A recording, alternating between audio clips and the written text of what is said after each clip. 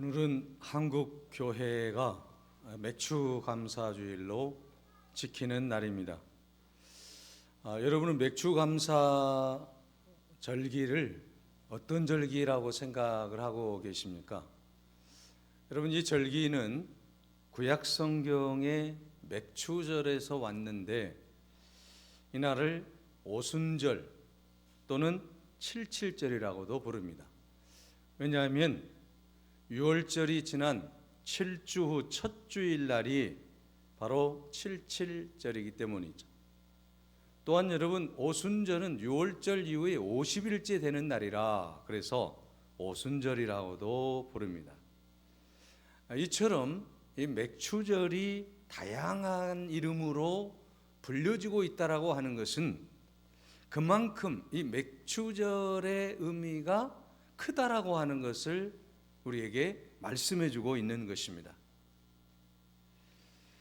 광야에서 이 절기를 하나님께서 제정하셨는데, 하나님은 이스라엘 백성들이 가나안 땅에 들어가면 오순절날 보리를 거둘 것이고, 이것을 미리 하신 하나님께서 맥주절을 지킬 것을 이스라엘 백성들에게 명령하셨다라고 하는 것입니다. 이스라엘 백성들은 애굽의 노예 생활을 청산하고 광야 40년간의 고난의 생활을 합니다. 그리고 꿈에도 그리던 이 가나안 땅에 정착을 해서 그의 농사를 짓는데, 그 농사를 지어서 처음 열매를 바로 거둘 때가 이 맥주절이라고 하는 것이죠. 처음 열매를 거둘 때 여러분 생각해 보십시오. 여러 가지 어려운 환경 속에서 씨를 뿌리고 열매를 거두었어요. 농부가 이 열매를 거둘 때 그 감격이라고 하는 것은 말로 형언할 수 없는 것 아니겠습니까? 먹을 것을 주신 하나님, 생명을 살려주신 그 하나님의 은혜를 생각할 때 감사하지 않을 수 없다라고 하는 것이죠. 다시 말하면 이스라엘 백성들이 가나안에 정착한 이후에 첫 농사를 지어서 열매를 맺게 해주신 이 귀한 날을 하나님 앞에 감격적으로 예배를 드리지 않을 수 없었다라고 하는 것이죠. 이것이 바로 맥주절이라고 하는 것입니다. 사랑하는 여러분, 이 맥주절은 하나님께서 세상의 모든 원수들을 물리치시고 강한 팔로 지켜주시고 또한 하나님의 은혜 가운데 살고 있음을 잊지 말라라고 하는 그 뜻으로서 맥주절을 지키라고 말씀하신 것입니다.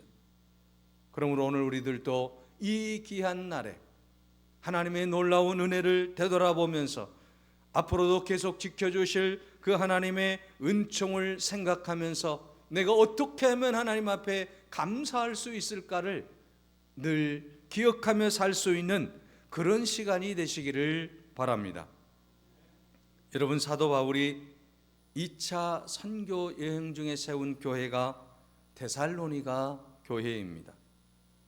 그리고 사도 바울은 이 본문을 통해서 아직까지 신앙생활을 시작된 지 얼마 되지 않는 이 데살로니가 성도들에게 하나님의 살아계심과 예수 그리스도에 대한 감사를 어떻게 표현할 것인가에 대하여 분명하게 가르치기 위해서 이 말씀을 지금 주신 거예요. 오늘 여러분 본문의 말씀을 보십시오. 우리가 잘 아는 말씀입니다. 항상 기뻐하라, 쉬지 말고 기도하라, 범사에 감사하라. 이것이 그리스도 예수 안에서 너희를 향하신 하나님의 뜻이니라고 말씀하고 있습니다. 그리스도 예수 안에서 우리에게 향하신 하나님의 뜻이 무엇입니까? 기뻐하는 것입니다. 감사하는 것입니다. 또한 기도하는 것입니다. 그래서 오늘 본문 말씀에서 분명하게 말씀하고 있는 것은 기뻐하고 기도하는 사람들이 다음 해야 될 일이 무엇입니까? 감사하는 거예요. 누구 안에서 감사하는 것입니까? 예수 그리스도 안에서 감사하는 것입니다. 이것이 바로 주님의 뜻이요 하나님의 뜻이라고 하는 사실을 본문에서 말씀하고 있습니다. 여러분, 우리는 예수 그리스도 안에서 날마다 감사하며 사는 여러분이 되시기를 바랍니다. 내 안에서는 감사가 쉽게 나오지 않을 수 있어요. 내 형편과 내 사정과 내 모든 삶을 되돌아보면 쉽게 우리가 감사가 나오지 않을 환경이 우리 안에 있습니다. 그러나 우리가 예수 그리스도 안에서는 얼마든지 감사할 수 있다라고 하는 것이죠. 그래서 오늘 본문 말씀에 그리스도 예수 안에서 감사하라고 하는 거예요. 우리 인간적인 생각으로는 감사할 수 없는 여러 가지 환경과 어려움이 있지만 예수 그리스도 안에 있어서는 우리는 모든 것을 초월해서 감사할 수 있다라고 하는 사실을 본문에서 말씀하고 있습니다. 여러분, 20세기에 가장 위대한 여성 두 사람을 꼽는다면 크로스비와 헬렌 켈러 여사입니다. 여러분, 이들의 공통점이 무엇입니까? 두 분 다 장애인이라고 하는 것이죠. 크로스비는 출생한 지 6주밖에 안 되었을 때에 안지를 알았는데 의사의 오진으로 말미암아 실명을 하고 말았습니다. 주변의 모든 사람들이 그를 불쌍히 여겼습니다. 그러나 크로스비는 그 모든 어려움을 신앙으로 극복을 합니다. 그리고 신앙의 눈을 떠서, 신앙의 영안을 떠서 찬송가 6,000편을 남기는 그런 위대한 삶을 살게 되었다라고 하는 것입니다. 여러분, 장애를 극복하고 하나님이 그 놀라운 은총에 감사하며 나아갈 때에 영적인 눈을 뜨게 되고 찬송 시를 엄청나게 많이 썼다라고 하는 것은 놀라운 일 아니겠습니까? 감사할 때 하나님께서 이처럼 놀라운 은혜를 베풀어 주실 줄로 믿습니다. 여러분, 그가 쓴 여러분 찬송 가운데 오늘 우리가 불렀던 찬송이 있지 않습니까? 찬송가 288장입니다. 예수로 나의 구주 삼고 성령과 피로써 거듭나니 이 세상에서 내 영혼이 여러분 하나님께 영광을 돌린다라고 하는 이 아름다운 찬양을 쓴 분이 바로 이 크로스비 여사예요. 384장인 나의 갈 길 나가도록 예수 인도하시니 내 주 안에 있는 경을 어찌 의심하리요. 우리가 정말 은혜롭게 부르고 있는 찬송들이 바로 크로스비가 작사한 찬송이라고 하는 사실이에요. 감사할 수 없는 상황에서도 그는 감사했습니다. 세상을 볼 수 없는 상황 속에서도 하나님 앞에 감사하며 나아갈 때 이런 아름다운 찬송시를 쓰게 된 줄로 믿습니다. 사회운동가인 헬렌 켈러는 우리가 너무 잘 아는 분 아닙니까? 기모거리요 맹인이요 벙어리였던 이 삼중고를 앓고 살아갔던 이분이 설리반 선생의 피눈물 나는 교육으로 대학을 졸업을 합니다. 마침내 박사학위를 받고 인권운동가로 사회운동가로 많은 또한 저서를 남기게 되었다라고 하는 것입니다. 놀라운 것은 이 헬렌 켈러도 모든 것이 감사로 연결되어 있다라고 하는 것입니다. 자신의 그 모든 불행을, 그 모든 고통을 감사로 이겨냈다라고 하는 것입니다. 사랑하는 여러분, 우리가 아무리 불행하다라고 할지라도 크로스비처럼 헬렌 켈러처럼 그런 여러분 이제 고통을 안고 살아가는 사람은 없을 것입니다. 그렇다고 한다면 오늘 우리는 날마다 감사하며 하나님 앞에 영광을 돌릴 수 있기를 바랍니다. 하나님의 뜻이 감사하는 삶이라고 말씀하셨기 때문이에요. 우리가 어떤 환경 속에서라도 우리가 감사할 때 그 감사는 하나님의 놀라운 은총이 우리에게 다가오는 통로가 될 것이고, 이 감사는 기적의 또한 통로로 하나님께서 인도해 주실 줄로 믿습니다. 그러므로 오늘부터라도 우리는 예수 그리스도 안에서 감사하며 살 수 있기를 바랍니다.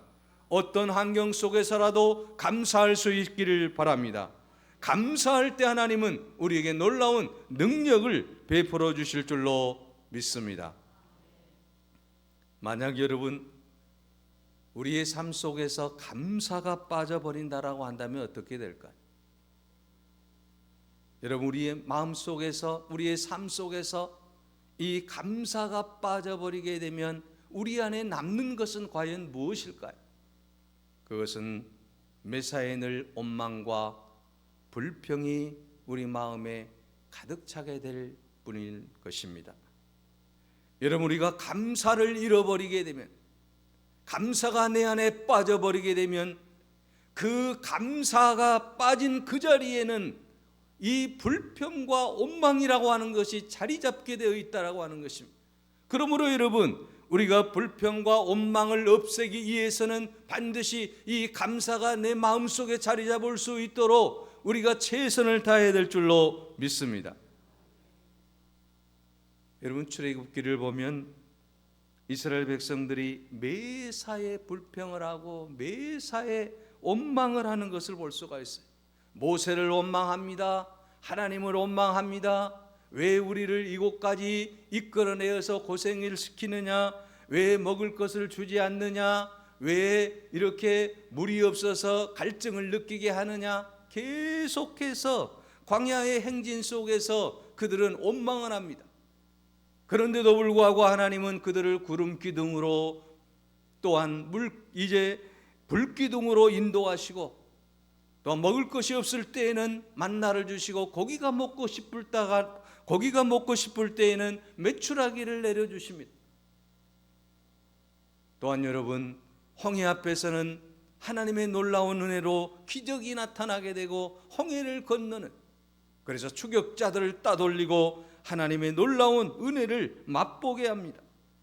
이러한 놀라운 은혜를 체험하면서도 그들은 계속해서 원망의 삶을 살아갔다라고 하는 것입니다. 여러분, 우리의 모든 삶 속에서 어떠한 조건 속에서라도 우리는 감사할 수도 있고 우리는 원망할 수도 있다라고 하는 것을 출애굽기의 이스라엘 백성들의 광야 생활을 통해서 배울 수가 있습니다. 내 삶 속에서 여러분, 우리도 불평할 수도 있고 또한 원망할 수도 있습니다. 그러나 그 가운데서도 감사할 수도 있다라고 하는 것입니다. 여러분은 어떤 삶을 선택하시겠습니까? 불평입니까? 원망입니까? 아니면 감사입니까?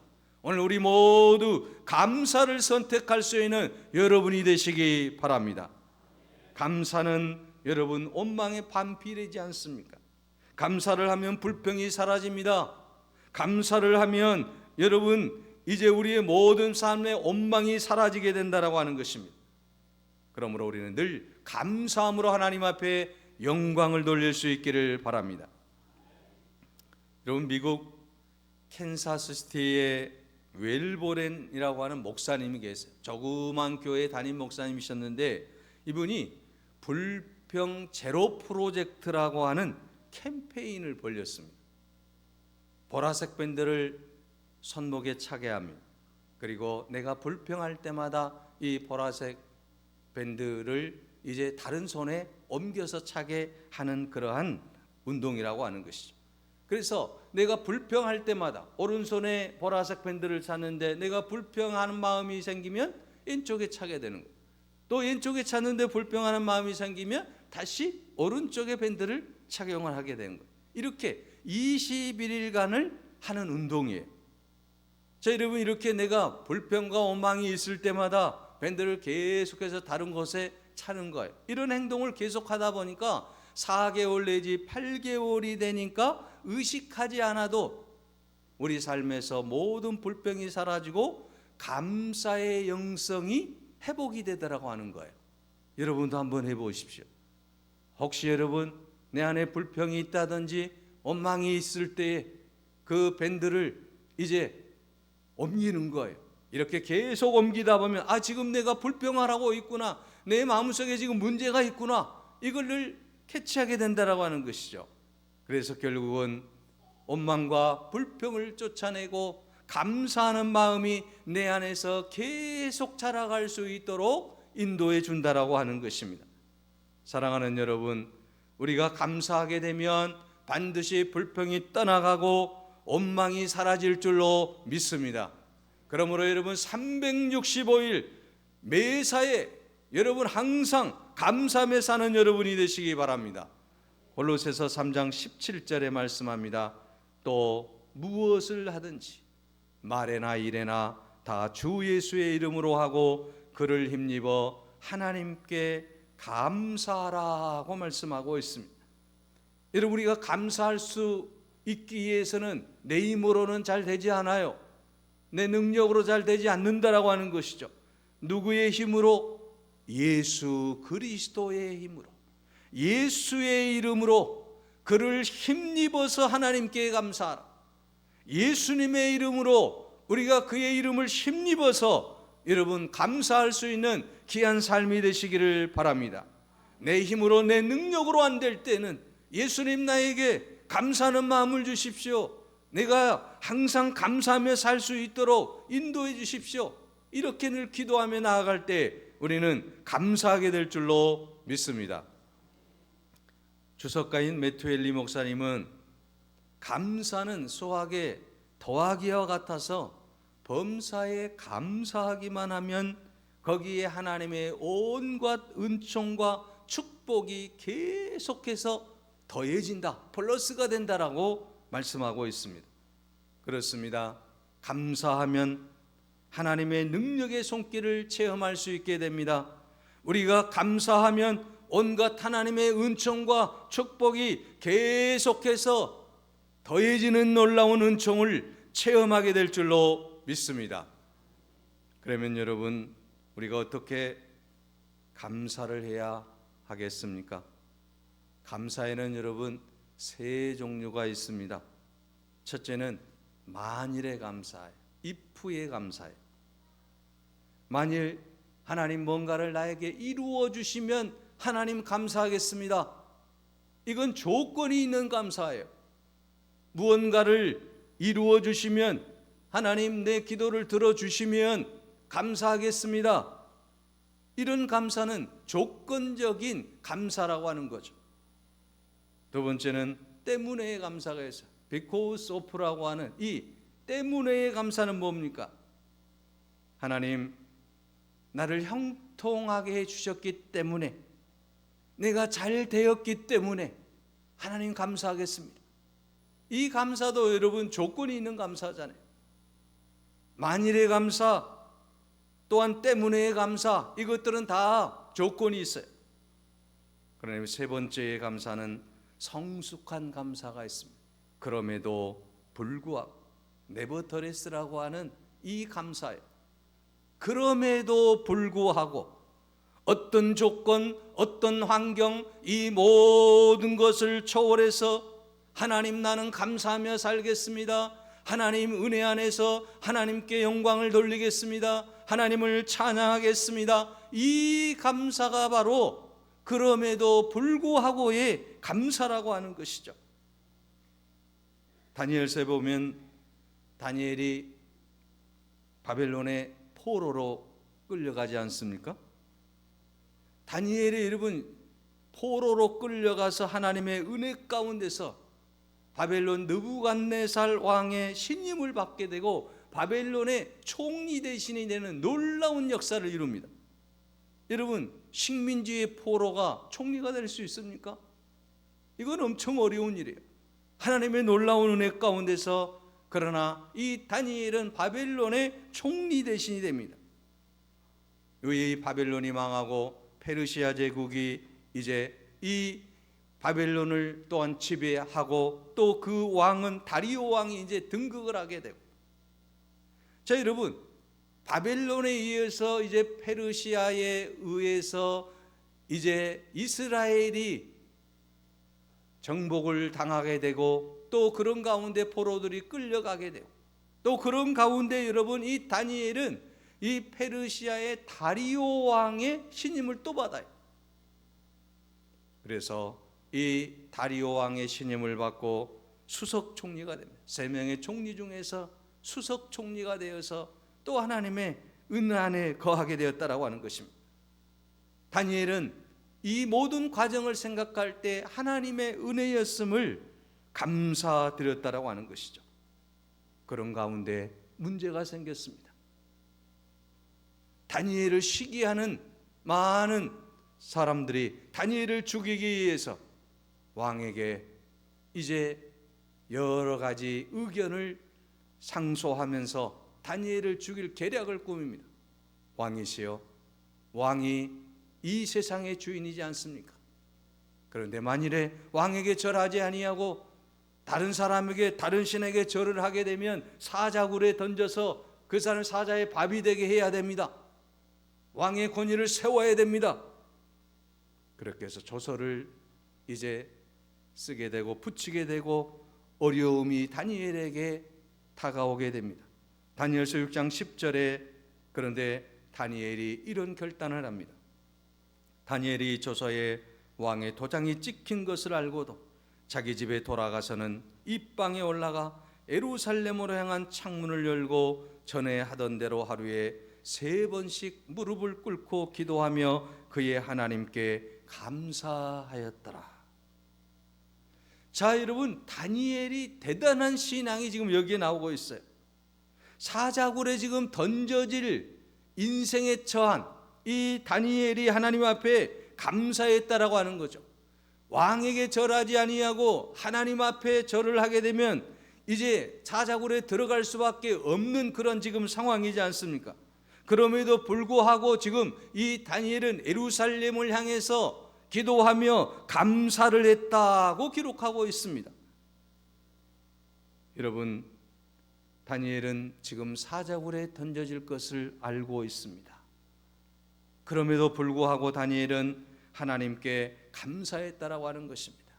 그의 감사는 기도 응답을 받은 후의 감사가 아닙니다.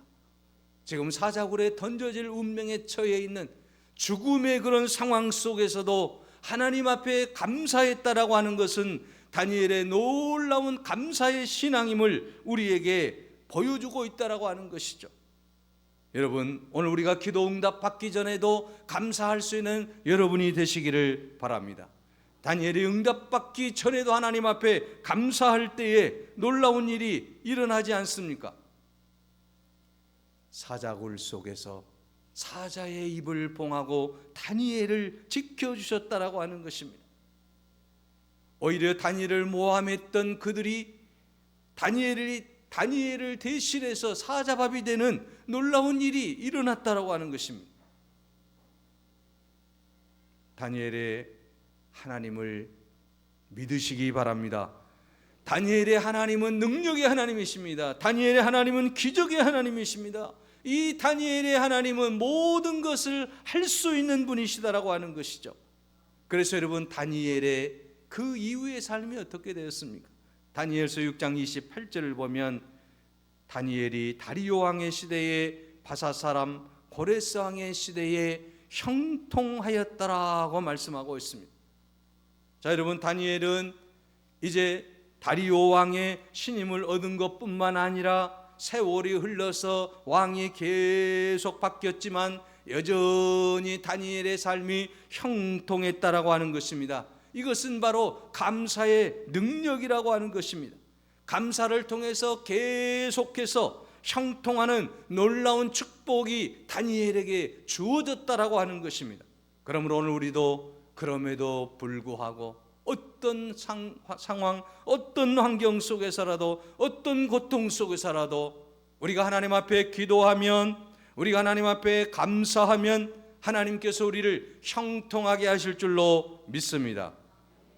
그래서 찰스 스펄전 목사님은 불행할 때 감사하면 불행이 끝이 나고 형통할 때 감사하면 형통이 연장이 된다라고 말씀하고 있습니다. 여러분, 우리가 불행을 끝내려고 하기 전에 먼저 해야 될 것이 무엇입니까? 감사할 수 있기를 바랍니다. 감사하면, 불행할 때 감사하면 그 불행이 끝이 날 것이고, 우리가 여러분 형통할 때 감사하면 그 감사는 계속해서 형통이 연장되게 하는 놀라운 역사를 베풀어 주실 줄로 믿습니다. 사랑하는 여러분, 오늘 우리가 잃어버린 단어가 있다라고 한다면 그것이 무엇이겠습니까? 현대인들이 잃어버린 단어가 있다라고 한다면 그것이 무엇이겠습니까? 그것은 바로 감사라는 단어 아니겠습니까? 왜 우리가 감사를 잃어버리게 되었을까요? 그것은 바로 우리의 욕심 때문입니다. 감사라고 하는 것은 사소하고 일상적이고 평범한 삶에서 믿음의 눈으로 캐내는 보화가 바로 감사라고 하는 것입니다. 감사하는 사람은 행복합니다. 감사가 바로 행복의 문을 여는 열쇠가 되기 때문입니다. 여러분, 하박국 3장 17절을 보십시오. 비록 무화과 나무가 무성하지 못하고 포도나무에 열매가 없으며 감람나무에 소출이 없으며 밭에 식물이 없으며 우리의 양이 없으며 애양간에 소가 없을지라도 나는 누구로 인하여서? 하나님으로 인하여서 감사하리로다. 이것이 하박국의 기도 아니겠습니까? 여러분, 하박국은 무화과의 나무에 열매가 없습니다. 포도나무에 열매도 없습니다. 감람나무에 열매도 없고 밭에는 식물이 없고 우리에는 양이 없고 애양간에는 소가 없습니다. 여러분, 이것은 무엇을 말하고 있습니까? 생존에 필요한 최소한의 양식조차도 없다라고 하는 거예요. 이게 하박국의 상황이에요. 그런데도 불구하고 없어도 나는 하나님께 감사하겠습니다. 내게 있는 모든 것이 다 없어진다라고 할지라도 나를 이 땅에 보내시고 나를 살리시고 나와 함께 하시는 그 하나님 임마누엘의 하나님을 감사하겠습니다. 그 하나님께 감사하며 나아가겠습니다. 이것이 바로 하박국의 감사예요. 오늘 우리도 그런 감사를 할 수 있기를 바랍니다.